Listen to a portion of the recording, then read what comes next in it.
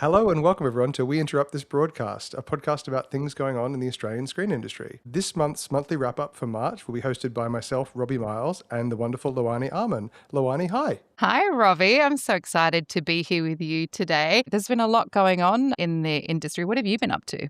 I'm just back from a trip with my wife to Japan and very glad to not be in a moon boot, given that I've just learned how to ski at age 40. And professionally, very excitingly, the Afters Industry Showcase is this week, where we bring in industry to meet our grads.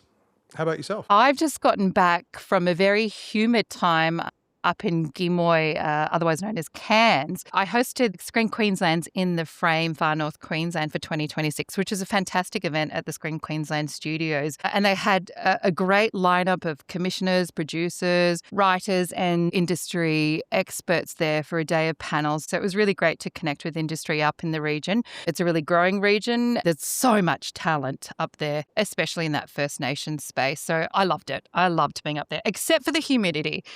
That was a lot. Robbie, before we dive into our monthly roundup, you and I both wanted to take a moment to acknowledge the passing of Rhoda Roberts. Rhoda played a pivotal role in shaping the way First Nations protocols are understood and shared.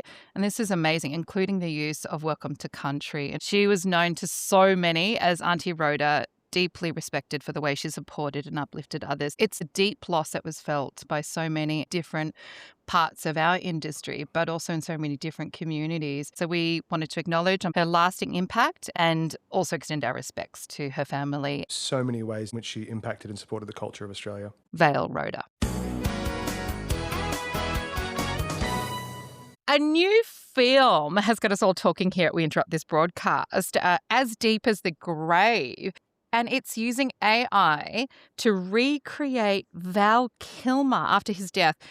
And that raises so many questions about where innovation ends and something more murky begins. Robbie, what are your thoughts on this? Well, this one's really interesting to me because it's a completely different proposition to what we've seen before, where an actor has died or become unavailable during production, such as Oliver Reed working on Gladiator, where they reconstructed a final scene for him using an outtake of elsewhere in the film, or when Brandon Lee died during production of The Crow, or even when they take a legacy franchise character like Grand Moff Tarkin, played by Peter Cushing in Rogue One, where they have the life and image rights to that person for that particular character. This is an entirely new character and a new film. And it must be said that this was done with the permission of Val Kilmer's family and estate. And by all indications, he was involved with the project before his death. But the first question I ask is, why not recast the role? It looks like the actor, but the performance is going to be whatever's been prompted by maybe the director in this case. And it's essentially using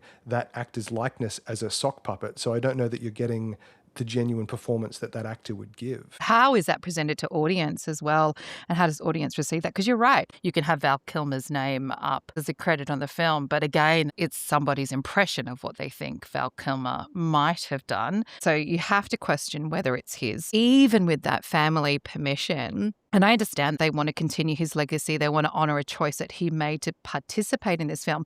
But there's no way as an audience of determining whether those choices as an actor were his because they're just not. Actors bring so much to the work of writers and directors, and it's a genuine collaboration. It's not they're only doing what the director told them. So the contention that someone can be an AI auteur and create a compelling story from whole cloth in which they are having to be not only the director, but also the writer, the cinematographer, the production designer, the actor, or all of the actors. There may one day be some amazing visionary work that includes all those things, but so far all I'm seeing is remixes of things that already exist, or imagine what it would be like if Jim Carrey played Jack Torrance in The Shining, versus something genuinely new. It's an interesting point you make about collaboration, because in the past, credits used to map out what that real world collaboration looked like, and those are so blurry now. Recently, there was a federal court decision in Australia that ruled a director's moral rights were infringed upon after they weren't credited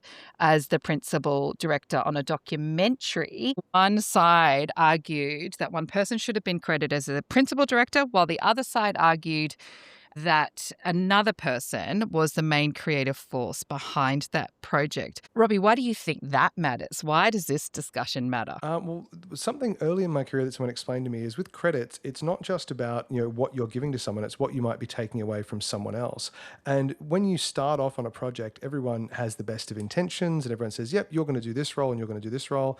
And as things progress, often, especially on something like a documentary that might take place over many, many years, there are opportunities within that someone might need to step away from the project for a bit. For example, in my own career, I had worked with a director who's also did a bit of the producing work in getting the project up initially, and then decided that they also wanted a producer credit. But then they also did some of the work with the editor, so they determined that they really felt they should get an editor credit. And it went on like this until they were essentially claiming credits on everything on the film. And not only did it weaken their position on the film, but also it didn't respect the value of the work that everyone else brought to that. So I think that in any of these creative endeavors, there's an enormous amount of work that goes into it, and you need to be clear-eyed starting out, who's going to do what work. And if someone does need to step away at any point, what is the either exit strategy, or how might they be credited if they're unable to complete the work? And credits really matter. It is tied to that sense of authorship of a project, big or small. It's tied to your reputation, it's tied to future work. And sort of full circle on this conversation, going back to Val Kilmer and actors' likenesses being used, it does make you wonder, with the place of AI in this conversation, how much murkier those credits are going to be and how much weight will they really carry. Say there's a performer who would like to lend their name to a project, and they know that if they are in that project, it might help the financing or increase the audience. But say that performer is too busy to actually show up on set and do that performance. Is there a world in which they just license their AI image and their avatar to show up on set that day? At what point is that shortchanging the audience? At what point is that, taking away opportunities from actors coming up? And I think the biggest impact that's going to have, and probably what will drive decisions in this area, is audience, to your point. If audience starts to mistrust what they're seeing on screen, and if they know there are options for those actors to be phoning it in by relying upon AI to do the work for them, then audience is going to start to mistrust content. If storytelling is about human interaction in its essence, and that's what we're looking to our screens for, I just wonder whether audiences will keep showing up. One of my favorite films is The Departed. And there's this moment so early in the film, and it's non-dialogue. It's just this tiny little gesture that Leonardo DiCaprio gives, where a character's saying something along the lines of, "Hey, I know your cousin. He's connected, not very bright. No offense." DiCaprio just looks over his shoulder and gives this small gesture with his hand, and it's something that nothing could replicate. No AI is going to tell you exactly how to do that. It was so human. And that's why I see movies. That's what I want to see from movies, is those inspired moments of performance that draw me in. And I don't necessarily know that you get that if it's just one person with a lot of sock puppets. Netflix has officially withdrawn from the bidding war to acquire Warner Brothers Discovery. So it looks like Paramount will be the new owner of Warner Brothers Discovery. As we've discussed before now, the fewer buyers there are, the harder that is for producers. So everything consolidating under the one roof there, remains to be seen, what will be the positives and negatives of that. Yeah, it's tricky. I think in Australia, we're used to having that more limited pool of buyers and commissioners and places we can take our work. But you're right, on a global scale, when that bigger pool becomes smaller and smaller, from my perspective as someone who's worked so closely with new voices and new stories and bringing greater representation and diversity into the industry, it's a terrifying prospect. And I guess on all of us to make sure that those voices don't get left behind. Absolutely, because obviously one of the reasons you would merge two massive entertainment companies is to find efficiencies and not have two separate development departments running. All development executives, as you know, they have their little gems and the people they've found that they're championing who found their way in. And suddenly, if you lose half those development people to the larger company, all those opportunities can close for those emerging people. And I think, obviously, we talked about it last month on the podcast, but a shame to see Matchbox closing their doors. Obviously, when a larger international company owns you, the power sits with them. And although incredibly important to the Australian ecosystem, to a larger international company, it can be just a line item that is considered, profitable or not profitable. I think we really need to come together in Australia to help continue to elevate the underrepresented voices and those uniquely Australian stories. Yeah, here. We'll fight. We'll keep fighting. We're not going anywhere. Do you want to give us a roundup of what's been happening globally and locally with Australian filmmakers? Absolutely, and so exciting to start with locally. Tropfest has returned and was on last month, and Leanne McKessie's Crescendo was the winner of this year's Tropfest. Big congratulations to Leanne and also all the other Australian filmmakers who've been highlighted by Tropfest. Also at South by Southwest, very excited to see Renee Petropoulos's film produced by Ying Na Lu, Souvenir, won Best Short. There's been no Australian Oscar winners this year, which was a shame. Several nominees, but interestingly enough, there was an Australian performer in the film The Singers, which is one of two short films that tied, and it was only the seventh tie in Oscars history. So that was for Best Live Action Short Film. And Screen Producers Australia has announced the finalists for this year's SPA Awards, with Eureka Productions leading the way with 6 nominations. We'll have a link in the show notes to this year's Rising Talent with Inside Film as well. So definitely check out those practitioners, and congratulations to all of them as well. I love IF's Rising Talent. Every year I'm trawling through that cohort because I think they do a really fantastic job of uncovering new voices and shedding light on those who might not otherwise have that little spotlight. So I love that list every single year. We did also have AIDC, Robbie. I'm an inaugural AIDC award winner, Best Short Form, for my documentary, My Body Says. So it's a fantastic cohort this year with Best Feature Documentary, Yulu Country. It's revealed Death Cat Murders winning the Best Factual Series. And I'll give a shout out to the Best Short Form, Weambler Reconstructed. There's been some fantastic hires in the industry. I'm excited. Rachel Perkins has been appointed inaugural Director of First Nations Strategy at Screen Australia. Really well received. It's a fantastic appointment with Rachel's respected body of work, and the position that she holds within communities is fantastic. And Tanya, this is exciting. Tanya Fegan has been appointed as new Head of Development, bringing such a range of experience to the role.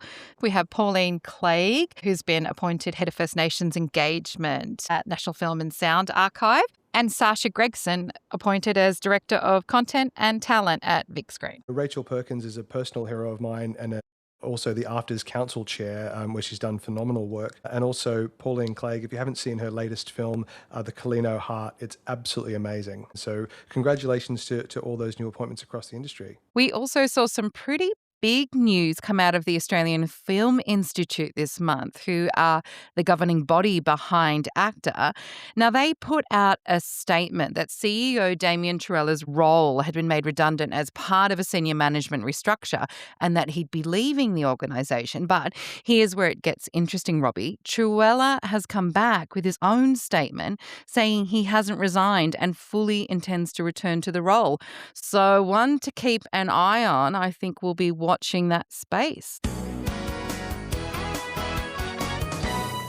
We have some fantastic opportunities to tell you all about. So Ozfilm and Screen Australia have announced Partner with Australia, new initiative designed to deepen creative and commercial partnerships between the Australian and UK screen industries. This will take place in London from the 16th to 18th of June 2026, and the program will bring a curated delegation of Australian creatives and Ozfilm member businesses to the UK for 3 days of targeted industry engagement. Screen Queensland have announced their online elevation fund, which is up to $50,000 for Queensland creators to scale their creator economy business. And one thing that's particularly exciting to me is that there is a new Skip Ahead initiative at Screen Australia. And so this is a fantastic time to be a YouTuber and creator of direct-to-audience content. Yeah, I think it's a really interesting opportunity from Screen Queensland with their online elevation fund and moving from just funding content, which they've done really well, but looking at sustainable business in that creator economy. It's a very forward-thinking move from Screen Queensland. ACTA have an exciting initiative open called ACTA Proof in partnership with Screen Queensland, where 3 Queensland creative teams will receive production funding and support valued at $65,000 to produce a 10-minute proof of concept short, which is an exciting step to be supporting creatives in that way and making that middle step into getting a bigger long form up. ACTA also have their regional landscapes deadline extended to the 4th of May, a feature film initiative where you need one regional creative on the team. Last year, I was lucky enough at regional to global to see the final pitches from that program. And I encourage any regional practitioners to get behind that and put in their projects, because it's such a fantastic opportunity to highlight stories from regional practitioners. At the Active Festival the following year, they do a live reading of the winning films. And I can't advocate enough for how important a good table read is in building buzz and excitement around your film and helping put it on its feet. As an ex-actor, agreed. You want to bring those characters to life off the page. Of all the writers I know, I would say that the large majority of them are performing those characters as they write. They're testing that dialogue. And I would say the large majority of writers I know aren't good actors. So to your point, Robbie, table reads, so useful. Loani, what have you been watching this month? I have been watching Deadlock Season 2. And look, full disclosure, let me take you through my Deadlock journey, because it hasn't been the smoothest one. I didn't know if I loved the first season when I first began watching it, because I wasn't sure where to place that very particular brand of comedy. It's this very curious mix of what is quite frivolous and fun and sort of hammy comedy, with really well-constructed jokes, as well as all of those great drama elements. I just didn't know how to place it. So I didn't immediately grab to it, but I stuck with it because of all of its great reviews. And I'm so glad I did. And I've so welcomed Deadlock Season 2 coming back into my life. The Kates, when we speak about authenticity of voice, they've got it like no other. They know how to place not only their voices on screen, but bring that sense of place into the story. It's fantastic storytelling. I think there is such an instant gratification now of switching off if something doesn't immediately grab you. But I'm so pleased to hear that the focus and attention is rewarded in that, because looking at what we're seeing now, they say that, oh, nothing's returnable. But for the things that are in production, we've got several things to talk about that are going into season 3. So, having space for something to actually grow on you, I think, is more important than ever. What have you been watching, Robbie? I've started watching Australia's Greatest Conman on SBS, because I love the insights that Mark Fennell brings to all of his documentary work, and the team that he works with to uncover things that, my God, how do more people not know about this? I've only watched the first episode so far, but I'm deeply intrigued. Speaking of returnable seasons, we can be a negative bunch in this industry. And we can all talk about how hard it is to get that elusive returnable season. But encouragingly, if you look at what's been in production this month, we have Austin Season 3, we have Black Snow Season 3, Colin from Account Season 3, and The Assembly Season 3, all in production. How encouraging is that, Robbie? Incredibly so. And even looking at things that are classic, like Bananas in Pajamas is being rebooted. I know that Christian Mollier is currently working on Wolf Creek Legacy, which is the third Wolf Creek, which has obviously had 2 features and a series, and Little Lunch New Class as well. So seeing these things that strongly iconically Australian coming back as well is very exciting. We also had Separated at Birth, shooting in Victoria, new ABC series, Nazim Hussain, Ursula Carlson, a new spin on parenting. And down in Tassie, we have factual series, The Sanctuary. I'm excited about that one. That's set in Bonnarong Wildlife Sanctuary. Gotta love those animals on screen. Makes everybody happy. And around the world, they absolutely adore the unique Australian animals we have. Up here in Queensland, we've got Fortitude Valley shooting, which is a crime thriller series for the ABC. And it couldn't be more distinctly Queensland to name a series after one of its iconic suburbs. So really leaning into that local identity, grounding it in place, unmistakably Queensland. It's just so great to see as a Queenslander something distinctly ours. I think that's fantastic. And I loved what Daley Pearson from Ludo Studios had to say about exactly the same. A big part of Bluey is the place in which it is set. And the feature film that Ludo is doing at the moment, Alan, which will be out on Netflix later this year, again, it's that shooting Queensland for Queensland. And another example of that is Childish Dino, which has been picked up by Hulu as a half-hour series, something that started as a hilarious web series, I believe, on Facebook. The Australian infection around the rest of the world is very exciting. I mean, Dino is such a great example of ideas starting smaller scale and really auteur-driven, proving that it can work on that larger scale. It's so great to see. And I believe that was the Screen Australia backed web series, the backing of all of that online content, turning into something that's just super cool and super impressive. To be with Hulu and BBC is amazing. Really puts paid to the theory that I know Lee Namo has often espoused. Like, before you can get your hands on the big money, you should get your 10,000 hours up on some direct to audience content so that you can really understand that relationship. And obviously in these cases, that's very much bearing fruit. Also in WA as well, Pilly Sisters PI from Tasma Walton is also set to shoot soon. Yeah, I'm really excited by that one. The story follows two Indigenous sisters running a private investigation business, but to be created by a First Nations creator, starring First Nations talent and set in WA, I'll be keeping my eye on that one. With all of our state bodies working so hard to find stories that genuinely are set in the place that they're being shot and that they've come from, shooting Queensland for Queensland or WA for WA rather than just being a pretty backdrop, I think is a very exciting development. And in New South Wales, I also see that Brothers Wreck is listed as in production, which is based on a phenomenal play by Jada Alberts. So I'm excited to see that production progress as well. We talk a lot about what is that brand Australia. We're starting to see a real influx of stories that are centering our sense of place. And that's got to be a big part of what brand Australia is, right? Precisely. And one of my favorite actors, Sarah Bishop, who I worked with many years ago, who's been doing voices on YOLO Crystal Palace. And she was talking about how much the Americans absolutely frothed the obscure Australianisms and place names and things in YOLO. Places like Crobdogla and expressions like, fair suck of the sav, and these really specifically Australian things that are a million miles away from put a shrimp on the barbie. Yeah. And it's the authenticity and the weirdness of those things that seems to latch on. Get those distinctive names and mannerisms and distinctly Australian phrasing into your scripts, into your applications. It really matters if you say scallop or scallop or potato cake or whatever your regional variation thereof is. Sorry, who says scallop? I believe there is somewhere in Australia that says scallop. Let us know in the comments. Please let us know, because I need to understand who are you? What happened to you?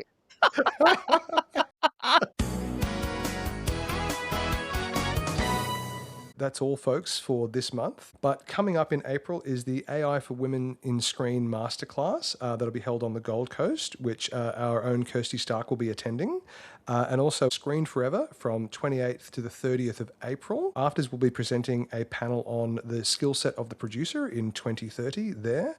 Loani, Avon, myself, Kirsty will all be there, and we are all shameless networkers and would be very happy to introduce you and make you feel very safe and welcome. If you're feeling nervous and you want to connect to someone, just remember that we're probably all feeling the same thing. So please do come and say hi. Hey, thanks, Robbie. It's been so fun doing this much wrap up with you. I couldn't think of anyone better to do my first one with. Oh, this has been such a pleasure. Thank you so much, Loani. The energy you bring to all these conversations is just infectious and delightful. Thanks for listening in. Now back to your regular programming.